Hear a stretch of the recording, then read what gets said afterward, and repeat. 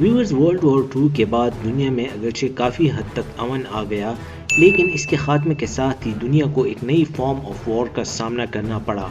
Nazi Germany کے collapse کے بعد اب دنیا میں دو سپر پاورز سامنے آئی، یعنی کمیونسٹ سوویت یونین اور capitalist United States of America. ان دونوں سپر پاورز کا نظام حکومت ایک دوسرے سے بالکل مختلف تھا۔ امریکہ ایک طرف ڈیموکریٹک ویلیوز اور فریڈم کا علمبردار تھا، تو سوویت یونین میں ایک پارٹی سسٹم کا رول تھا۔ یہ دونوں سپر پاورز چاہتی تھی کہ تمام ممالک ان کے اسفیئر آف انفلوئنس میں آئیں اور ان کے بلاک میں داخل ہوں۔ اس مقصد کو پانے کے لیے دونوں نے مختلف ملکوں پر حملے کیے، وہاں بغاوتیں برپا کی تاکہ ان ممالک کو اپنے زیر اثر کر سکیں۔ 1961 میں کولڈ وار کے عروج کے دوران U S president John F Kennedy نے کیوبا کے خلاف ایک ملٹری آپریشن کی منظوری دی۔ اس آپریشن کا نام بے آف پگز انویژن تھا اور اس کا آبجیکٹو فیڈیل کاسٹرو کی حکومت کو ہٹانا اور کیوبا میں پرو یو ایس حکومت کو اقتدار میں لانا تھا۔ لیکن یو ایس اس انویژن اور اپنے مقاصد حاصل کرنے میں ناکام رہا۔ پریزیڈنٹ جان ایف کینیڈی یہاں رکنے والا نہیں تھا اور اس نے ایک اور سیکرٹ ملٹری آپریشن کی منظوری دے دی۔ فیڈیل کاسٹرو کو بھی یو ایس گورنمنٹ کی جانب سے ایک اور انویژن کا خطرہ محسوس ہو رہا تھا، چنانچہ اس نے 1962 میں سوویت لیڈر نکیٹا کروشچیف سے ایک خفیہ معاہدہ کیا۔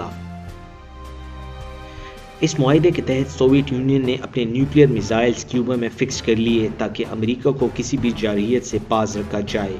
کیوبا کی سیکیورٹی کے ساتھ ساتھ ان میزائلز کی امریکہ کی نیشنل سیکیورٹی کے لیے خطرناک امپلیکیشنز تھے، کیونکہ اب نیو یارک اور واشنگٹن ڈی سی جیسے شہر ان سوویت میزائلوں کی رینج میں آ گئے تھے۔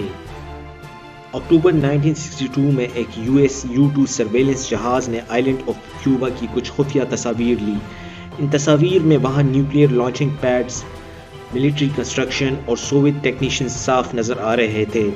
اب یو ایس گورنمنٹ کو اصل صورتحال کا پتہ چل گیا اور یہاں سے کیوبن میزائل کرائسس شروع ہو گیا، جو 13 دن تک جاری رہا۔ ان 13 دنوں تک دنیا دو سپر پاورز کے بیچ نیوکلیئر جنگ کے دہانے پر کھڑی رہی۔ پریزیڈنٹ جان ایف کینیڈی نے ایک میٹنگ بلائی جس میں کیوبا کے نیول بلاکیڈ کا فیصلہ کیا گیا۔ اس کا مطلب یہ ہوا کہ کیوبا کی طرف آنے والے ہر شپ کو یو ایس نیوی روکے گی، اور اگر کسی شپ میں ہتھیار یا خطرناک سامان ہوا تو یو ایس نیوی اس شپ کو سیز کر لے گی۔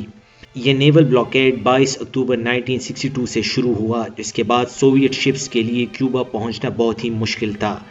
اس دن جان ایف کینیڈی نے ٹی وی پر ایک خطاب کیا اور دنیا کو وارن کیا کہ اگر سوویت یونین نے یہ اقدام واپس نہ لیے تو یو ایس حکومت کسی بھی حد تک جائے گی۔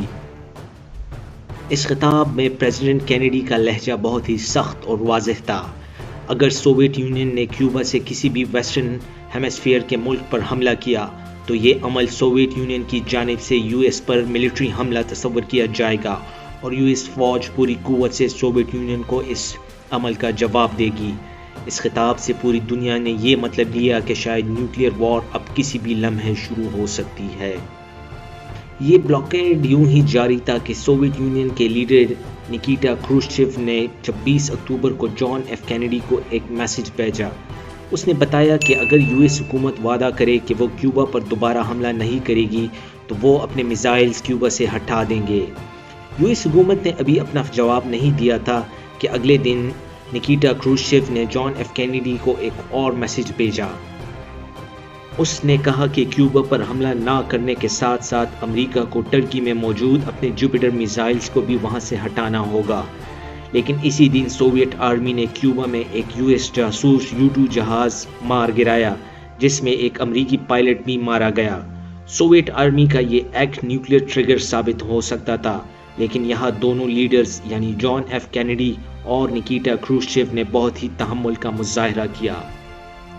اسی رات جان ایف کینیڈی نے نکیٹا کروشچیف کو ایک میسج بھیجا کہ اگر وہ ان سوویت میزائلز کو کیوبا سے ہٹانے کا معاہدہ کرے تو یو ایس اس بات کی گارنٹی دے گا کہ وہ کبھی بھی کیوبا پر دوبارہ حملہ نہیں کرے گا۔ اسی دن U S attorney general Robert Kennedy اور امریکہ میں سوویت ایمبیسیڈر میں ٹرکی میں موجود امریکی میزائلز کی ڈیل بھی ہو گئی۔ اس ڈیل کے تحت یو ایس امریکہ سے اپنے جوپیٹر میزائلز ہٹانے کے لیے ریڈی ہو گیا۔ اس معاہدے میں یہ بھی لکھا گیا کہ یہ ڈیل صرف دونوں حکومتوں میں رہے گی اور سوویت یونین کبھی پبلکلی نہیں کہے گا کہ یو ایس حکومت نے ان کی ڈیمانڈ پر یہ میزائلز ٹرکی سے ہٹائے۔ اس کے اگلے دن سوویت لیڈر نکیٹا کروشچیو نے اعلان کیا کہ سوویت یونین اپنے میزائلز کیوبا سے ہٹانے کے لیے تیار ہے، جس کے بعد پوری دنیا نے سکون کا سانس لیا۔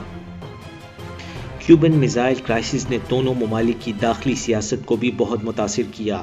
کینیڈی کا امیج اس سے نیشنلی اور انٹرنیشنلی بہت مضبوط ہوا، اور بے آف پگز انویژن میں امریکی صدر کو جو ہزیمت اٹھانی پڑی وہ کافی حد تک دور ہو گئی۔